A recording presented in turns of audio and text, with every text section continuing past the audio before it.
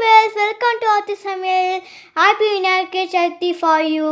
நம்ம ஒரு கொழுக்கட்டை அண்ட் வடை பார்க்கலாம். ரொம்ப டேஸ்டியாக இருக்கும். இப்போ நெய்வேத்தியத்துக்கு வடையும் அதுக்கப்புறம் வந்து அந்த பூர்ணம் கொழுக்கட்டை அந்த மோதகம் இருக்கு இல்லையா, அந்த சொப்பு அது வந்து அரிசி மாவில் எப்படி பண்ணுறது அப்படின்றத இந்த வீடியோவில் உங்களுக்கு கிளியராக நான் கொடுத்துருக்கேன். இந்த வீடியோ முழுசும் பார்த்துட்டு நீங்கள் அதே மாதிரி நீங்கள் பண்ணலாம். ரொம்ப ஈஸியாக உங்களுக்கு வரும். இப்போ வந்து இந்த டம்ளர் அளவுக்கு நான் வந்து உளுந்து எடுத்து நான் வந்து ஊற போட்டிருக்கேன். இது கொஞ்சம் நிறையவே நான் பண்ணுறதுக்கு இப்போ இதே உங்களுக்கு இப்படி பண்ணி காமிக்கிறேன். இப்போ இந்த வடைக்கு நீங்கள் பார்த்தீங்கன்னா நான் வந்து பச்சை மிளகாவும் சேர்க்க போகிறேன். அதே சமயத்தில் வரமிளகாவும் நான் வந்து சேர்த்து பண்ண போகிறேன்.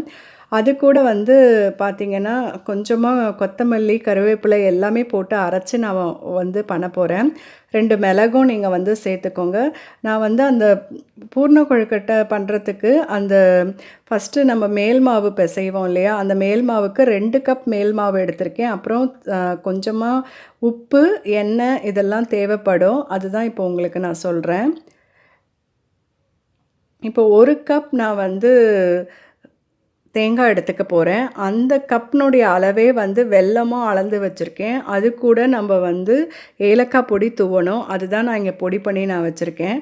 ஏலக்காய் பொடி பண்ணுறது நீங்கள் நல்லா ஏலக்காவை வாணலில் நல்லா வறுத்துட்டு அதுக்கப்புறம் கொஞ்சமாக சுகர் போட்டு நீங்கள் வந்து பொடிச்சு எடுத்து வச்சுக்கலாம். இப்போ உப்பு, பெருங்காயம், அதுக்கப்புறம் நான் சொன்ன மாதிரி பச்சை மிளகா, அதுக்கப்புறம் கொஞ்சம் கொத்தமல்லி, அதுக்கப்புறம் கருவேப்பிலை போட்டு நான் வந்து இப்போது வந்து அரைச்சி எடுக்க போகிறேன். இப்போ ஃபஸ்ட்டு 2 டைம்ஸாக நான் போட்டு நான் மிக்சியில் போட்டு நான் அரைச்சி எடுத்திருக்கேன். நீங்கள் வந்து கிரைண்டரில் போட்டு அரைச்சி எடுத்திங்கன்னா இன்னும் ஃபைனாக இருக்கும் உங்களுக்கு. அந்த அளவுக்கு வடை ரொம்ப கிறிஸ்பாக ரொம்பவே நல்லாயிருக்கும்.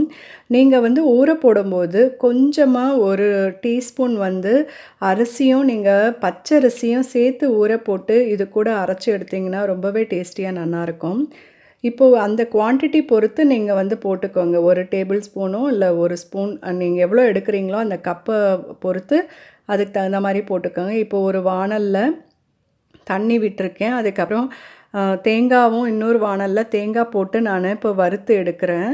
அது கூட வெல்லமும் இப்போது சேர்த்துட்டு ஏலக்காய் பொடியும் நம்ம வந்து சேர்த்துட்டோம்னா அதை நல்லா போட்டு நீங்கள் வறுத்து எடுத்துகிட்டே இருந்தீங்கன்னா இப்படி வதக்கி விட்டிங்கன்னா உங்களுக்கு வந்து அப்படியே வெல்லம் வந்து உருகி அந்த உருட்டுற பதம் வரும்.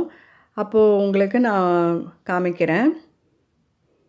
இப்போ இதில் வந்து 1 கப் மாவுக்கு நீங்கள் 1.25 கப் வந்து ஜலம் விட்டுக்கோங்க. அப்போ கரெக்டாக இருக்கும் உங்களுக்கு. இப்போ 2 கப் மாவுக்கு 2.5 கப் நான் வந்து ஜலம் விட்டுருக்கேன். அது கூட கொஞ்சமாக உப்பு, அதுக்கப்புறம் நான் வந்து 2 ஸ்பூன் வந்து எண்ணெய் விட்டுருக்கேன். குக்கிங் ஆயில் நம்ம சேர்த்துக்கலாம். இந்த கப்பு அளவு தான் நான் இப்போ எந்த கப்பால் நீங்கள் மாவு எடுக்கிறீங்களோ அந்த கப்பில் அளவு மாறாமல் 1.25 கப்பு நீங்கள் வந்து விட்டுக்கோங்க. அப்போ உங்களுக்கு கரெக்டாக இருக்கும். உங்களுக்கு நல்லா மாவு நீங்கள் நல்லா போட்டு கிளறிட்டு அதுக்கப்புறம் நீங்கள் கொஞ்சம் தட்டு போட்டு மூடிட்டிங்கன்னா அதுவே நல்லா வெந்துடும். இப்போ இதில் வந்து கெட்டித்தன்மை படாமல் இருக்கிறதுக்கு ஒரு கப்பில் வந்து கொஞ்சம் தண்ணியில் நான் வந்து கொஞ்சமாக மாவு போட்டு நான் கரைச்சி அதில் விட்டுட்டு அதுக்கப்புறம் நான் வந்து கலரி எடுப்பேன். இந்த பழக்கம் இருந்தால் நீங்கள் செய்யுங்க. அது கெட்டி படாமல் இருக்கும் அப்படின்னு சொல்லுவாங்க.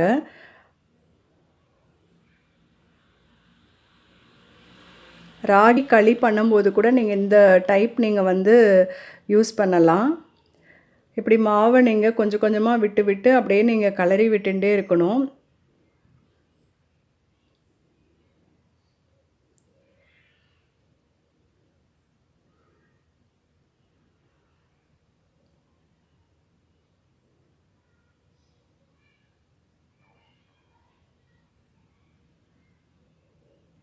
இப்போ இந்த மாதிரி நீங்கள் கிளறி எடுத்து அதுக்கப்புறம் கொஞ்சமாக நீங்கள் தண்ணி வந்து அதுக்கு மேலே நீங்கள் வந்து விட வேண்டாம். ஏன்னா உங்களுக்கு பார்த்திங்கன்னா அந்த பதம் வந்து மாறிடும்.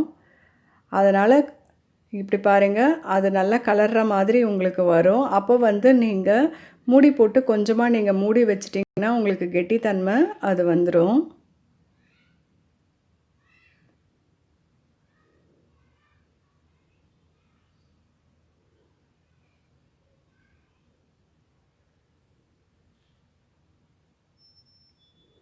இப்போ தட்டு போட்டு கொஞ்ச நாழி நீங்கள் அந்த மாவு நீங்கள் வந்து மூடி வச்சுருங்க.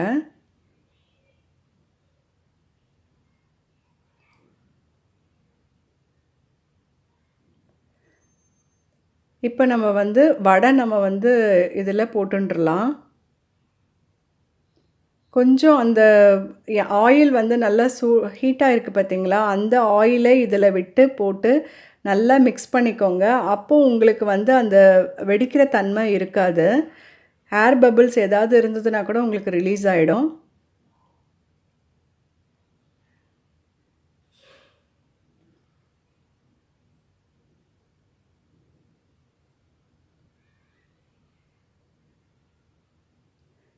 அதே மாதிரி அரைக்கிறச்ச நீங்கள் சால்ட்டு சேர்க்காம, நீங்கள் வந்து அரைச்சி வச்சதுக்கப்புறம் நீங்கள் வந்து இந்த மாதிரி போட்டு மிக்ஸ் பண்ணுங்க. இப்போ வந்து பூர்ணமும் ரெடி ஆயிடுத்து. இப்போ வாணல்ல இந்த மாதிரி போட்டு பாருங்க. போட்டு பார்த்ததுக்கப்புறமா உங்களுக்கு எண்ணெய் சூடாக இருக்கான்னு தெரியும். இப்படி வந்து உள்ளங்கையில் இந்த மாதிரி தண்ணியை நல்லா நீங்கள் கொஞ்சம் அப்ளை பண்ணிவிட்டு, அதுக்கப்புறம் கொஞ்சமாக மாவு எடுத்து தண்ணியை தொட்டுண்டு இந்த மாதிரி நீங்கள் பண்ணேல்னா உங்களுக்கு அழகாக வடை நன்னா வரும்.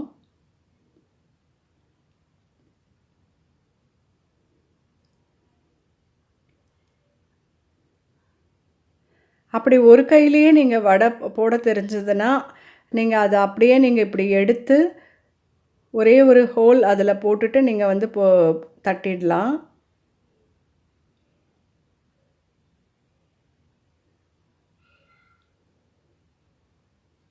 நீங்கள் ஓரத்துலேருந்து அப்படியே நீங்கள் தண்ணியை தொட்டுண்டு ஓரத்துலேருந்து அப்படியே மாவை எடுத்து கொஞ்சம் உருட்டி அதை வந்து இந்த உள்ளங்கையில் வச்சு இப்படி பண்ணலாம். அப்படி இல்லைன்னா ஒரே ஒரு கையில் கூட நீங்கள் பண்ண தெரிஞ்சால் நீங்கள் பண்ணுங்கள். இது பிகினர்ஸ்க்காக இந்த மாதிரி பண்ணி காமிக்கிறோம்.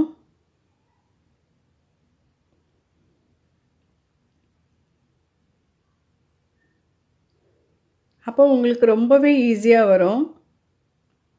இப்போ இந்த 2 ரெசிபியும் நீங்கள் வந்து மறக்காமல் நீங்கள் வந்து விநாயகர் சதுர்த்திக்கு நீங்கள் பண்ணலாம்.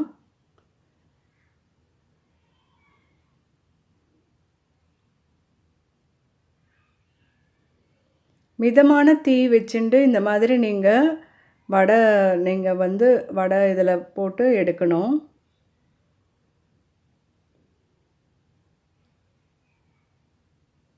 ஃபுல்லாக நீங்கள் கலரி எடுக்காமல் ஓரமாக நீங்கள் ஓரத்துலேருந்து இப்படி எடுத்து எடுத்து போடுறதுக்கு பாருங்கள். இப்போ பாருங்கள் வடை ரெடி ஆகிடுது.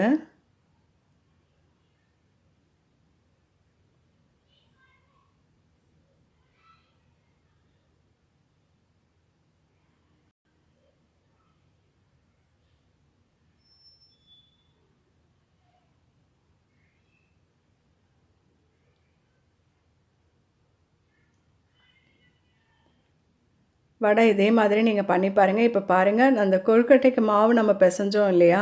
அது கொஞ்ச நேரம் ரெஸ்டிங் டைம் நம்ம வச்சுட்டு, கொஞ்சம் கொஞ்சமாக எடுத்து இந்த மோதகம் அதை வந்து பண்ண பார்க்கலாம். இந்த மாதிரி நீங்கள் இப்படி ஒரு தட்டில் எடுத்துண்டு எண்ணெயை தொட்டுண்டு இந்த மாதிரி நீங்கள் வந்து மாவு பிசைஞ்சிக்கணும். மாவு நல்லா உங்களுக்கு சாஃப்ட்டு அந்த சொப்பு இருக்குது இல்லையா? அதை பிடிக்கிறதுக்கு வரணும் அப்படின்னு பார்த்தேன்னா, இந்த மாதிரி நீங்கள் எடுத்து மாவு நன்னா பிசைஞ்சிட்டு, அதுக்கப்புறம் எடுத்து நீங்கள் பண்ணேல்னா உங்களுக்கு அழகாக வரும் உங்களுக்கு. கொஞ்சம் மாவு இப்போ எடுத்துட்டு மீதி மாவை நீங்கள் இந்த மாதிரி தட்டு போட்டு நீங்கள் மூடி வச்சிரணும். மாவு எப்பவுமே வந்து நீங்கள் வந்து ட்ரை ஆகிறதுக்கு விடக்கூடாது.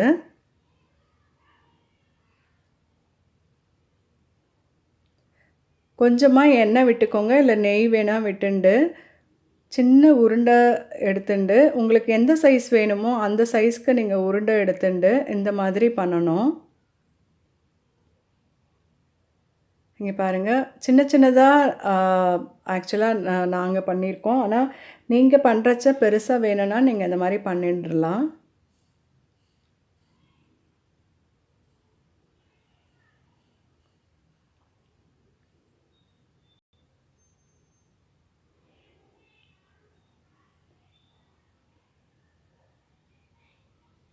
இந்த மாதிரி நீங்கள் பண்ணி பாருங்கள்.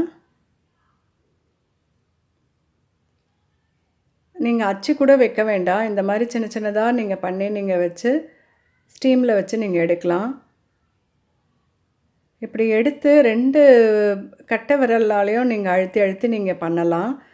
நீங்கள் போடுற இந்த வாட்டரினுடைய அளவும் அதுக்கப்புறம் அந்த மாவு கலரி அது ட்ரை ஆகாமல் நீங்கள் கொஞ்ச நாழி மூடி வச்சேன்னா உங்களுக்கு கரெக்டாக இருக்கும் தண்ணியினுடைய அளவு.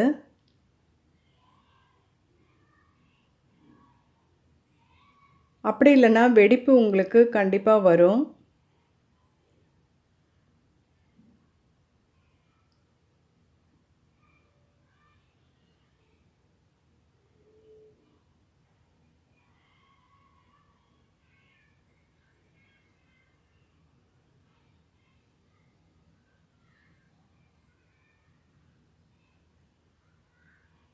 இது வந்து ஒரு சில வேண்டுதல் இருக்கும் இல்லையா? அந்த வேண்டுதலுக்காக நம்ம வந்து நம்மளால முடிஞ்ச அளவுக்கு எத்தனை கொழுக்கட்டை நம்மளால பண்ண முடியுதோ, அத்தனை கொழுக்கட்டை வேண்டிண்டு பண்ணா அவ்வளோ நல்லது அப்படின்னு சொல்லுவாங்க. அதனால் சின்ன சின்னதா நான் வேண்டிண்டு அதை செஞ்சது. அதே மாதிரி நீங்களும் வந்து உங்களுடைய விருப்பம் தான் இது. சின்னதா நீங்க பண்ணுறதா இருந்தா பண்ணலாம். அப்படி இல்லைன்னா ரொம்ப டைம் ஆகும் அப்படின்னா நீங்க பெருசா அச்சு கூட வைக்கிறது. லாஸ்ட் டைம் நான் போஸ்ட் பண்ணியிருக்கிறதுல அச்சு வச்சு எப்படி பண்ணுறது அப்படின்றத நான் அந்த போஸ்ட் பண்ணியிருக்கேன். அதனுடைய லிங்க்கும் நான் உங்களுக்கு கீழே டிஸ்கிரிப்ஷன் பாக்ஸில் கொடுக்குறேன். இப்போ இது வந்து சின்ன சின்னதா நாங்க பண்ணது.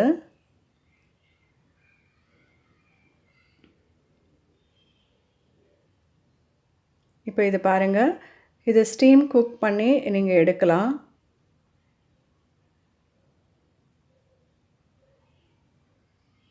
இட்லி குக்கரில் வச்சு இது வந்து 10 நிமிஷம் வேக வச்சு நான் எடுத்தது. 10 மினிட்ஸ் போதும் உங்களுக்கு. இங்கே பாருங்கள் எவ்வளோ நல்லா வந்திருக்கு.